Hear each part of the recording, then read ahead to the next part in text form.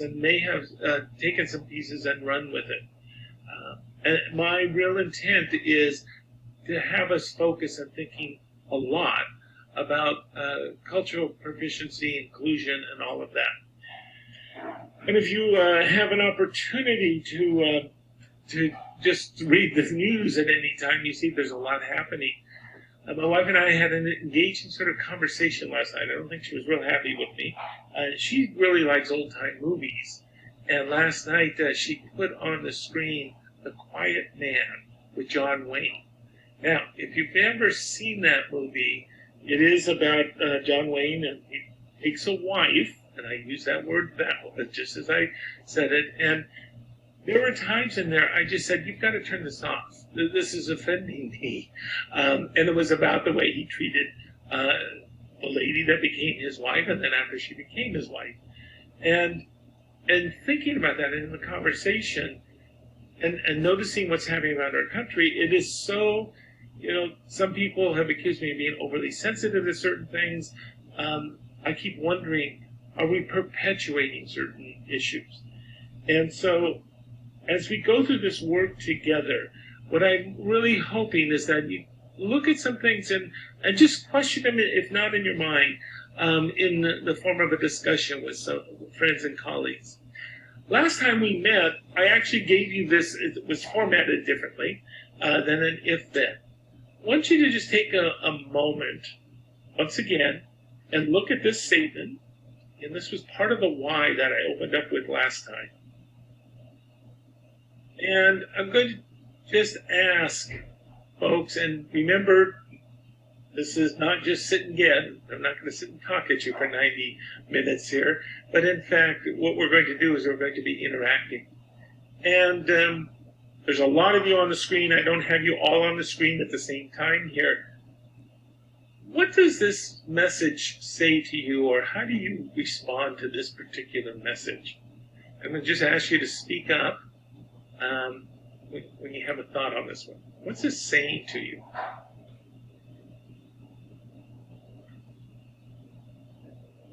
And the simple way, rather than clicking just to unmute yourself, is if you hold your space bar down, and in a couple of seconds it'll open you up, and then when you release your space bar, you'll be back on mute. What's this message saying to you? I guess I don't understand. I'm having a trouble with the word equally as opposed to equity. Okay.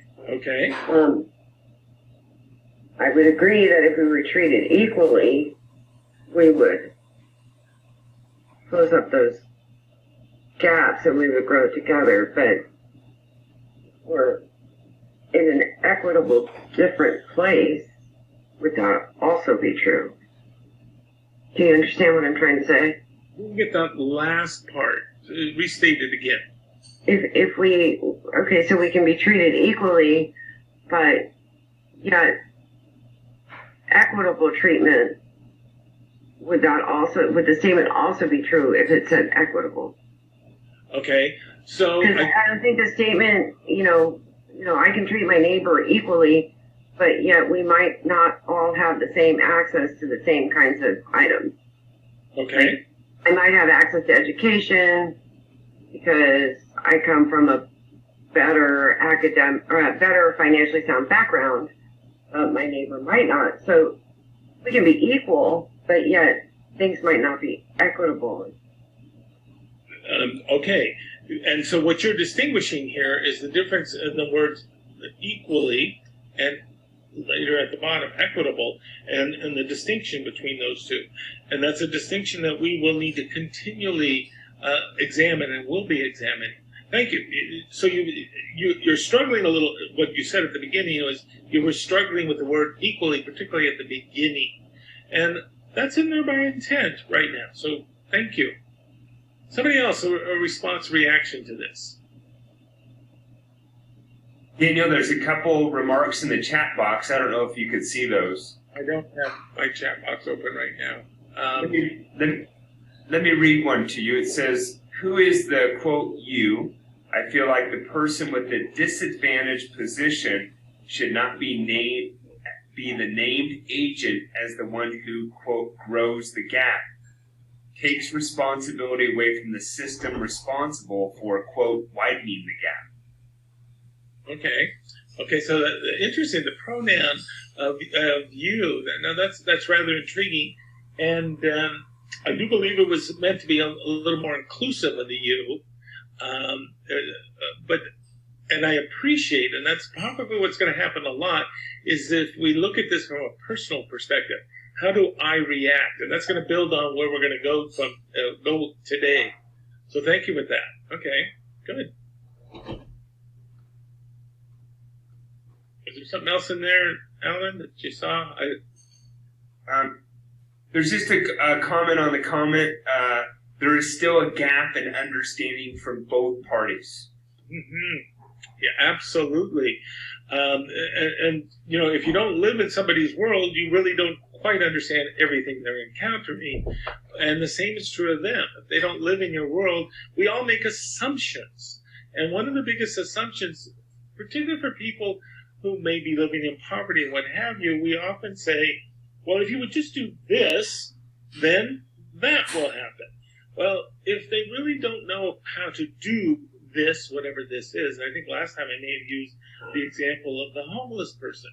If that's, as a child, that's all I've ever experienced, and yes, I've seen students who I go to school with, et cetera, have a different life, but I don't know how they got there. I won't know how to access the bigger and broader world. And that's a critical piece. And that's where we can all be allies to helping promote a much more inclusive environment. And that's what this quote's trying to get at, is we need to really take that if piece and think about what is it, how are we different, and how do we need to be equitable in the work that we do. And that's a lot of the attention that we're trying to pay attention to. So last time, you may recall, we went through these equity detours. Remembering pacing for privilege detour, that we tended to do things at a pace that was typical of those who had access, who had some of the privileges. The poverty of culture detour. These poor kids, and oftentimes in the poverty of culture, we lower our expectations for students and spend more time thinking we need to bring them up academically, when academically they may be with us. It's the other parts of their world that they're having difficulty with.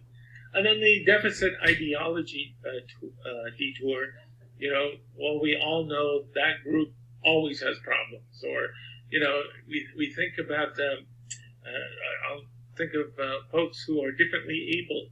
And we often will think just because someone may be in a wheelchair or need a walker or crutches of some sort to get around, that they at the same time can't do things like everybody else can, and so we have lesser expectations of them.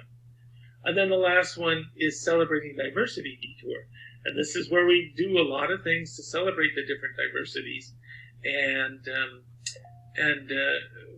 we have these annual, multicultural days, et cetera, et cetera.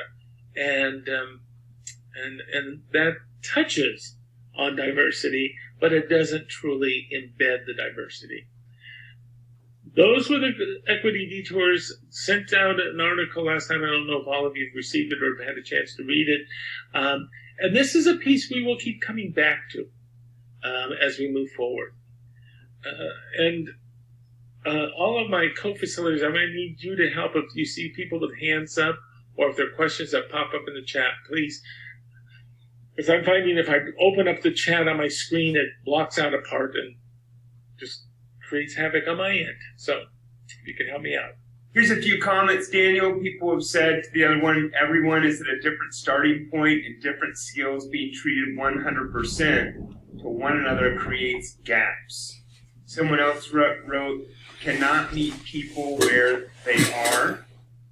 And then a personal story here was one writer described his experience in high school. And it was education that gave me the opportunity to close the gap. Another, no improvement can happen without intervention from an outside agent. And then Ms. Collins reminded us if we could turn on the captions this morning.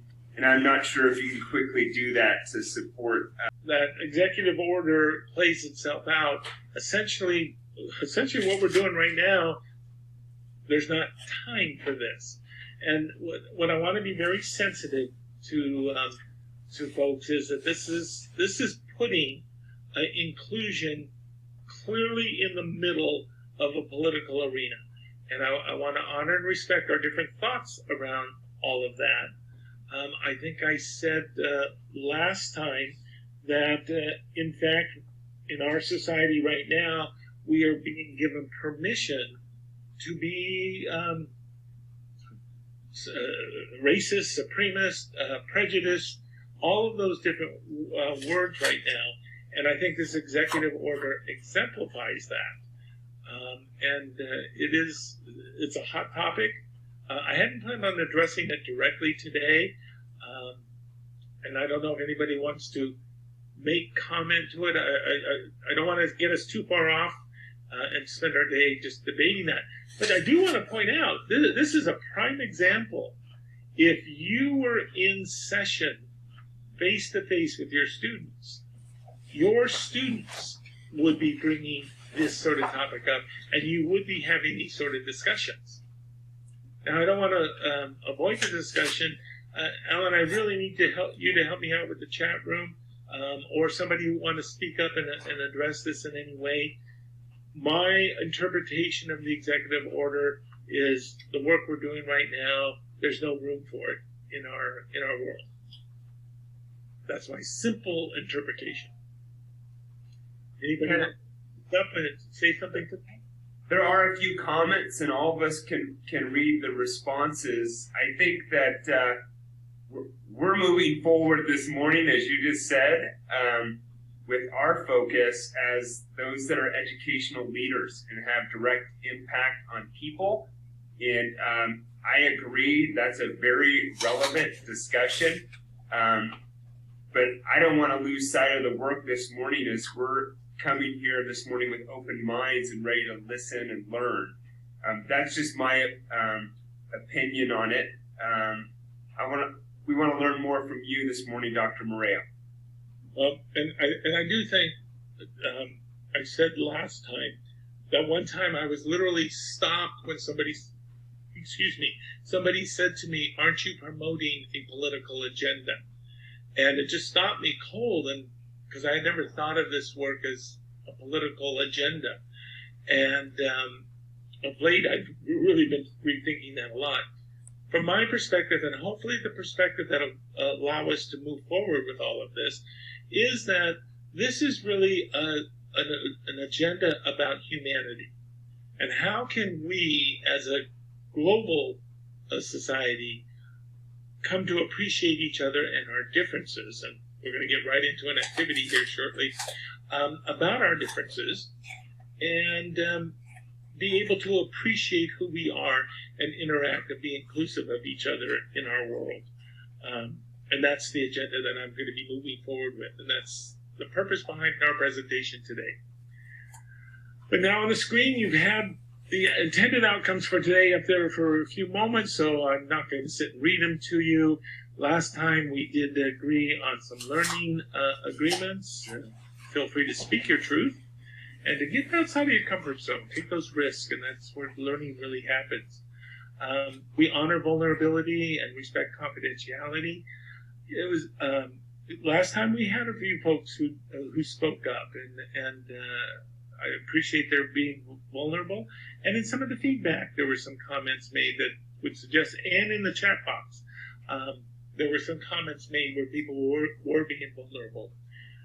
And again, this is an opportunity for all of us to learn. Hopefully we can stay engaged and keep an open mind and frame to learning. Again, if this is not necessarily the perspective from which you come, what is the message here? And what is it that you're going to do with it? And I'm hoping that you keep that open mind to learning. Okay. With all that, we're going to start. Remember, there's typically two parts that we will always go through in our time together. I said this last time. Before we can really examine all of this, we need to know thyself first. And then as we get to better understand from where we come, we'll be able to better understand what is this inclusion, what is this bias, what biases do I bring. So I'm going to start you off, and in just a moment I'm going to ask you just to pull out a piece of paper, and you're going to create a diagram similar to this one. I'll give you a few moments to do that. And each of those satellite circles are a different dimension of who you are. And then I'll put you into groups, and you're going to share two stories. One that you're particularly proud of about one of the bubbles, and one that you at some point may have been associated with an unpleasant situation.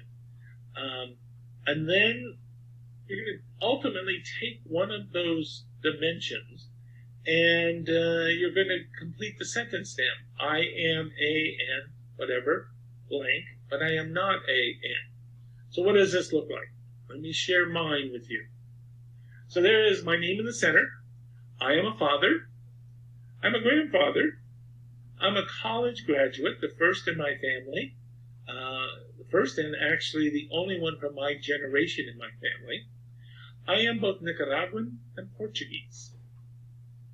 I am an educator, and I identify as a cisgender male.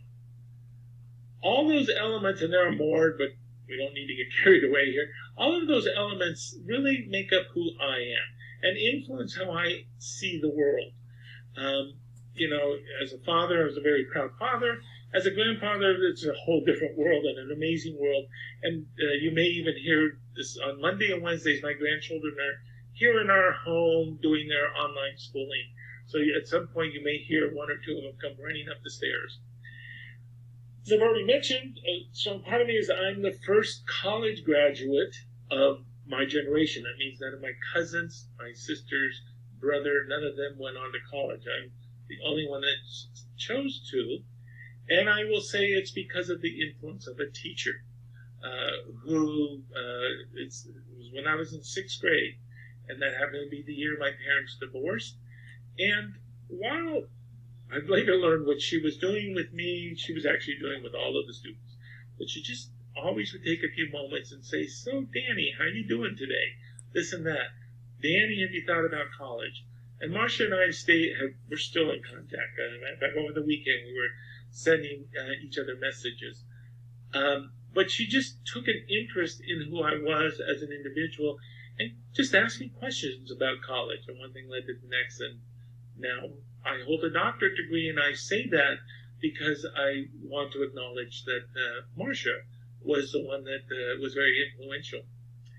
You see that I'm both Nicaraguan and Portuguese, and it was really quite interesting.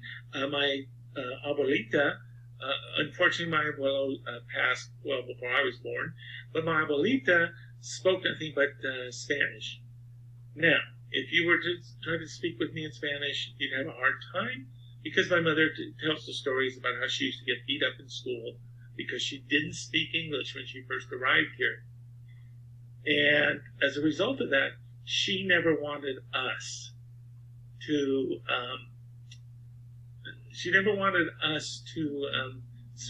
learn Spanish. And to this day, I give her a hard time because I certainly wish I could be fluent. If you were to speak to me in Spanish, you'd see me leaning in because I could figure it out. I just cannot have a fluent conversation. I'm an educator, and I'm proud of that. I had the opportunity to go work for IBM way back when, and I got to the final interview, and the interviewer said to me, have you ever thought about being a teacher? And of course, I had already been a teacher for about 2 years, but it was in the time when teachers are getting laid off. And so I said, I've got to find something a little more stable than this. And so I did go through the interview process. And he said, that's where you really belong. And as a result, I didn't get the job. But this is, I got back to education. That's my story, and there is a third part to this, but here's what I'm going to do. I'm going to ask you to go in the breakout rooms. I'm going to ask you, let you take a few minutes, if you haven't already started, to do your circles of self. share out the different dimensions, what makes you, and one thing you're particularly proud of, and one that may have been unpleasant to you, that it's associated with. Now, I also say the sentence then. You notice I didn't share mine yet.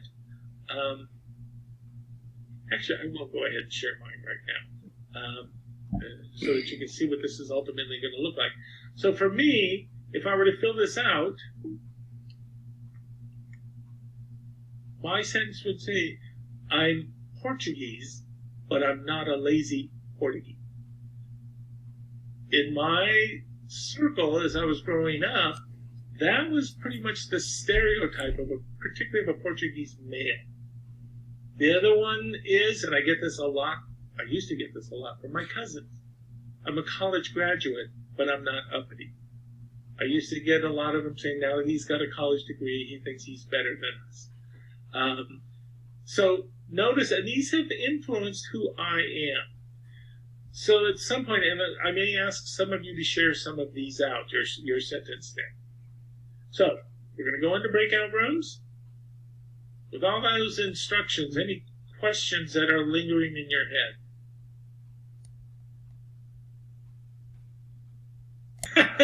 Who's challenging me here, huh? Me! Let's see your best move, bro. Yeah! Yeah! Yeah, go Jason.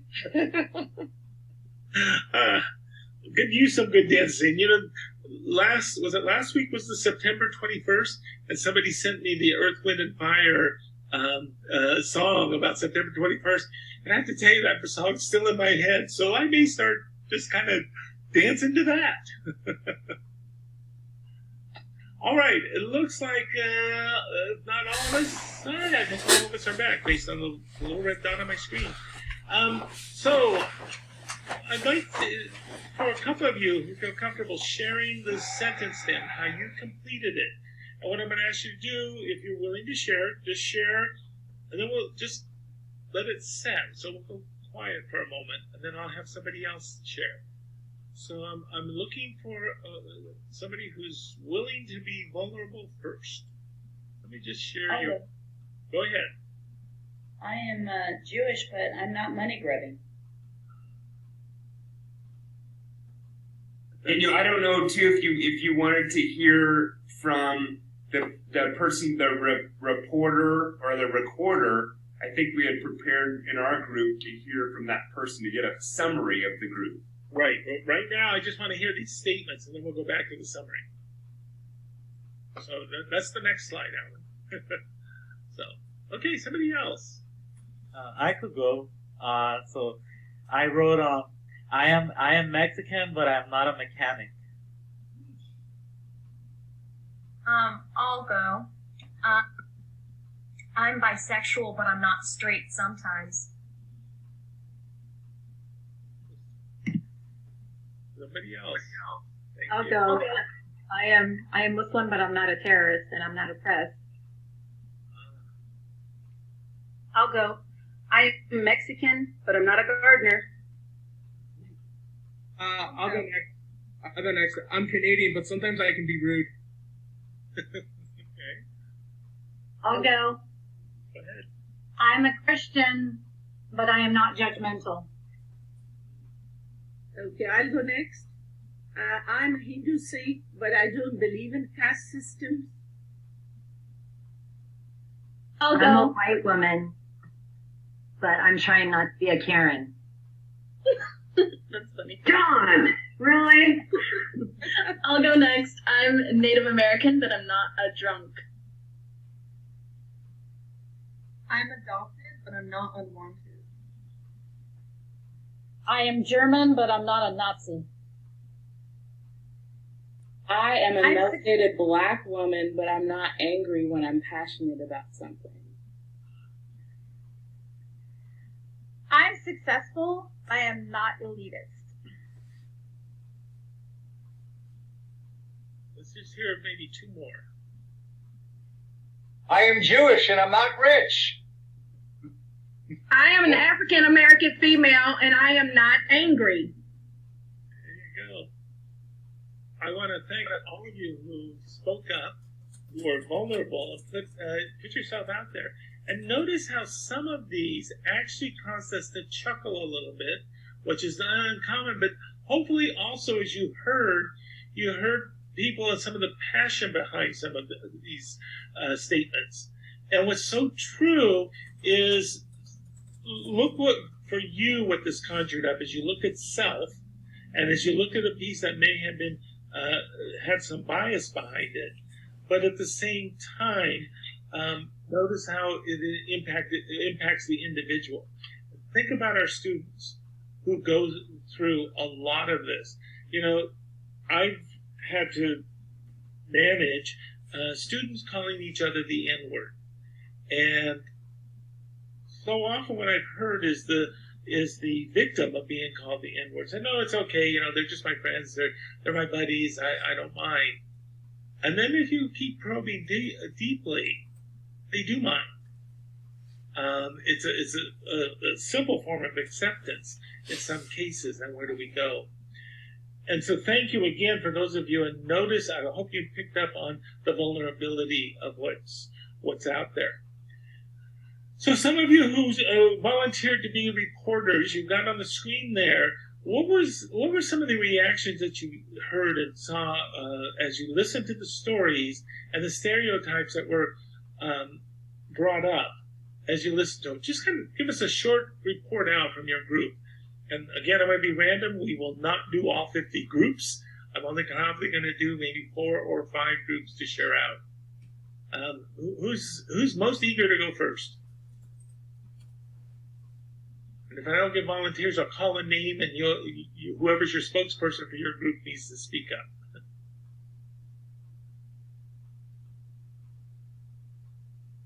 Surely somebody's ready. I'll go. Thank you. In our group, we had someone who said, I'm white, but I'm not racist. Someone who said, I'm a single mom, but I'm not a failure. Someone who said,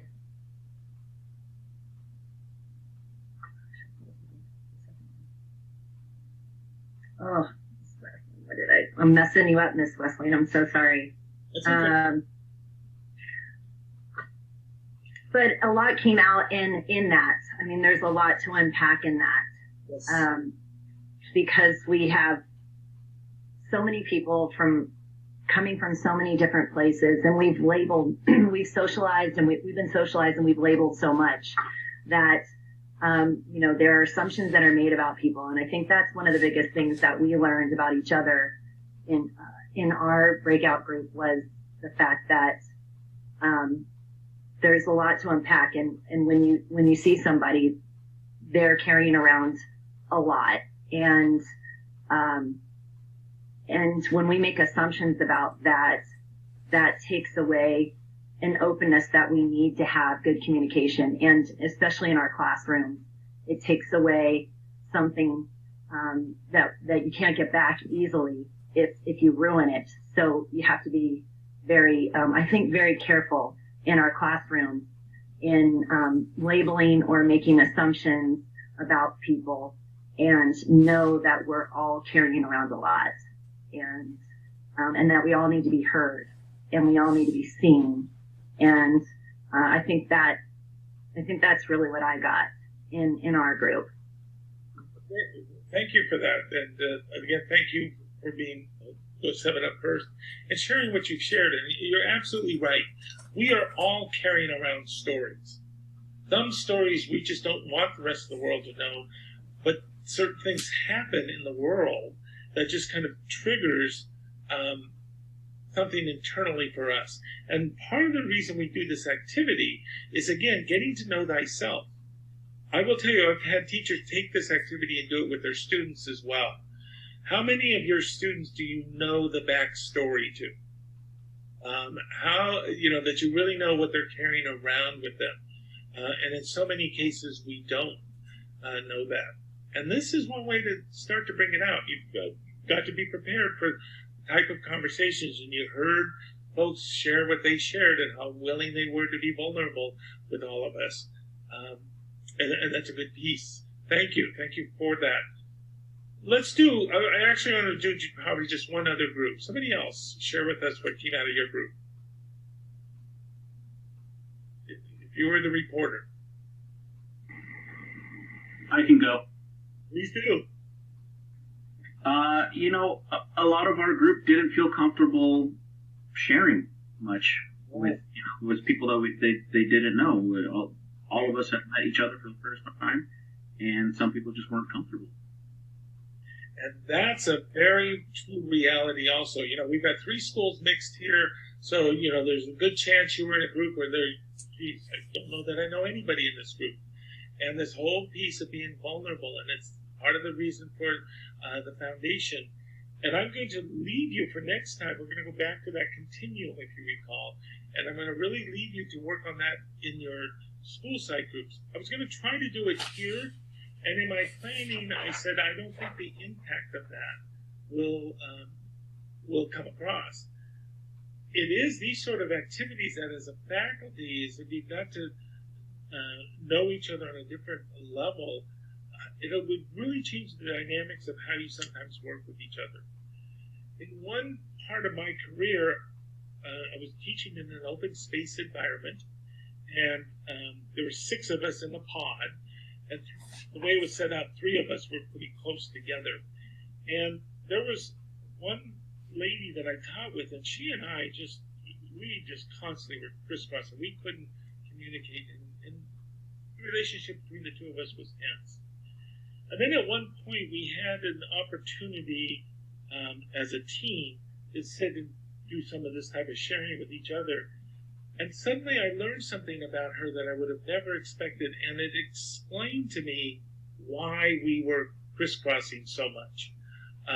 It helped the relationship. I won't say that it improved it 100%, but it helped the relationship tremendously and how we work together. So not only do I invite you to do this activity with your students, but I invite you to do this as a staff with each other. How well do you know people outside of your department? How well do you know people inside your department? And really what's going on in their world, and to help you better understand why they are making the decisions they make. I'm going to put up a word here right away, and I want you to look at this and just internally, and we're not going to share out how you react to it. And I want you to think about this activity and what may be triggering for you your reaction. And again, we're not going to share this out, but I want you to react. Just look at it internally and think about your reaction when you see this word, when you see it up here on the screen as it is, and what from your multicultural self caused you to react this way. Again, I'm not going to ask anybody to share out. But what I want you to do is learn how certain things trigger certain reactions. And sometimes in our own classrooms, there may be a certain type of student, could be their ethnicity, could be who they hang out with, could be, that they don't clean enough for you, and you have an internal reaction. And what I'm asking you to do, and the reason I do this up here, is that I want you to become aware of that. And then ask yourself when that happens, what's triggering this? And do I need to do something so that I can best teach this child? So as we transition into this next piece, this is a piece from a reading that I will be sending to your principals, short reading about equity literacy.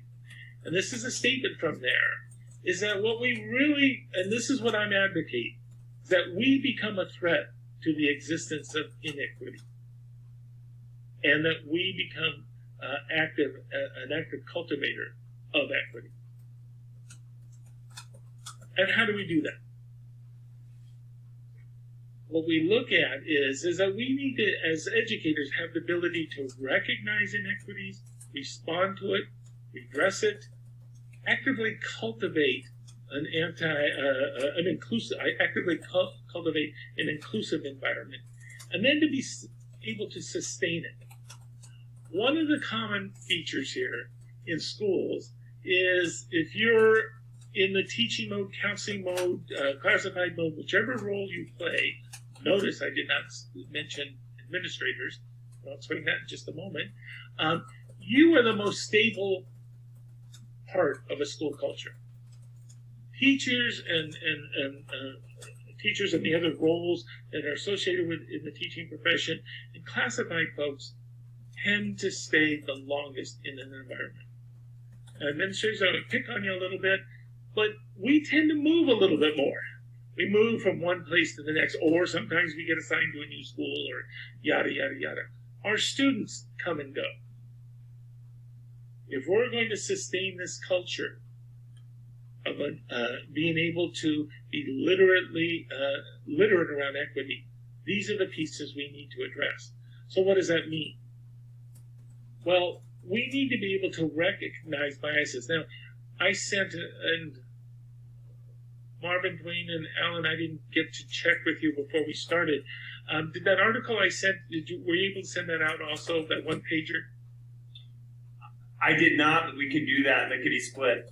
Okay. Well, you can do it now, or they can look at it because it elaborates on each of these. So let's not distract folks now. Let's do that a little after we're done. The first part of this is how do we, as if we're going to be literate, how do we come to recognize where biases are, inequities, and anything that might be oppressive. And part of what I'd like you to do as a staff is talk about this. Where do we see some biases? And, because you're all secondary, look into your honors classes or your honors classes, your AP classes. Look at the different activities you have. Who's there, who's not there? And why or why not? One of the most revealing, and I bet you folks have done something around this, is just look at the discipline issues. And so often we see, and I'm making a generalization here, that black males dominate our discipline roles. The question we need to ask is, why is that? What's happening? What's going on there? And is there a bias in play? If so, what is that bias? So the first piece of being literate in equity is to recognize biases. The next piece is to respond to those biases. How are we going to respond? And in one of our later sessions, I'm going to give you a 3-step tool to respond to these. But we need to recognize them, and that's why you're going to go back and look at the continuum to see what sort of biases and oppressions may be existing in your school. And then, how do we redress these biases? So that in the long term, we're identifying the root causes so that they don't come up again. I'm a child of the 60s. I got the gray hair to prove it. I enjoy the Beatles. I've already said Earth, Wind, and Fire, all of that sort of thing. And I remember the riots of the 60s. And I remember all of the legislation that got passed. And during the Johnson administration, there was a great deal, a large number of civil liberty bills passed. This last year, I have seen a recurrence of what I remember from the 60s. Because what we really didn't do is address the root causes. What's going on in your school that might be a root cause of any inequities or oppression? And then what we want to do is how do we actively cultivate? And that's really looking at everything we do, including our curriculums. I'm working with one school district just last week. They shared with me because they're suddenly getting a lot of pushback. It's an 8th grade curriculum, and it's really talking about what are the roots of oppression and how have people been oppressed in this country. And they've got primary documents, everything. It's an excellent curriculum, but they're getting a lot of pushback from their community. There's a portion of their community that does not want their children to address that. There becomes a stickler. How do we cultivate equity? And rid ourselves of oppression. And then finally, how do we sustain it all? Once we said that's true, how do we hold on to it? How do we create our anti-oppressive classrooms? And some of you may be looking and thinking about your own classroom saying, my classroom is bias-free, there is no oppression, what have you. What I'm asking you to do is just, as a result of going through particularly last two sessions, readings, look at what's there. And hopefully, again, as a result of our time together, from time to time you go, did I just do that? It's kind of like, think about it with your own parents or whoever raised you. I hope I didn't use this example last time. For us, in my household as kids, we were always told to clean our plates, and this is the statement that came out, because there's starving kids in China who could use the food. Now, why China was selected, I don't know. And I remember being a smart aleck kid and saying to my dad, well, let's pack it up and send it to him. I didn't get away with that, but that's another story. But anyway, as a result, I, to this day, am always, for dietary reasons, I don't clean my plate every time. But what does that mean? What does that mean, and how do I internalize it now as an adult?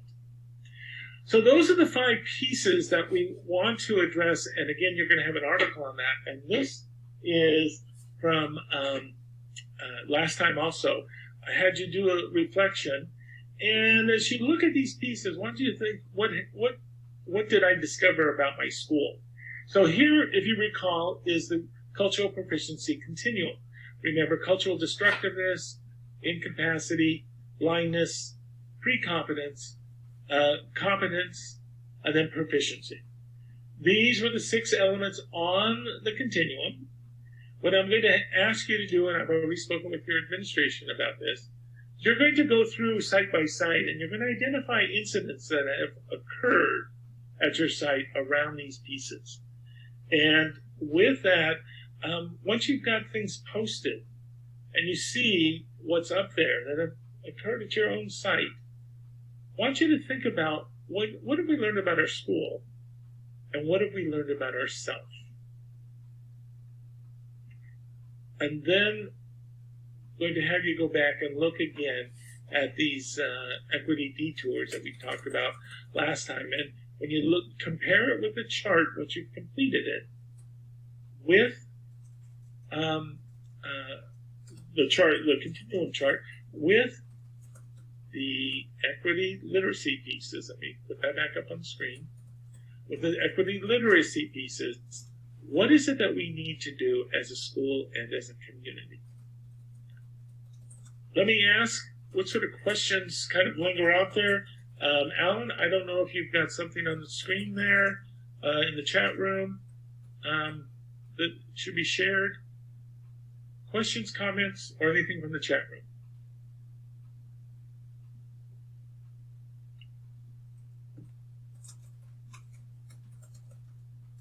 Is the silence golden? Yeah, Daniel, I think we're all set as far as the chat room. There's some good conversation, but I think people can read and understand that on their own. Okay. I just was wondering if there's anything I needed to address. Nope. Okay. I just wanted to say, Daniel, I think the activity of people sharing out, I'm this, but I'm not that, was really helpful for us all. I can speak for my group that I was in. People, even though we didn't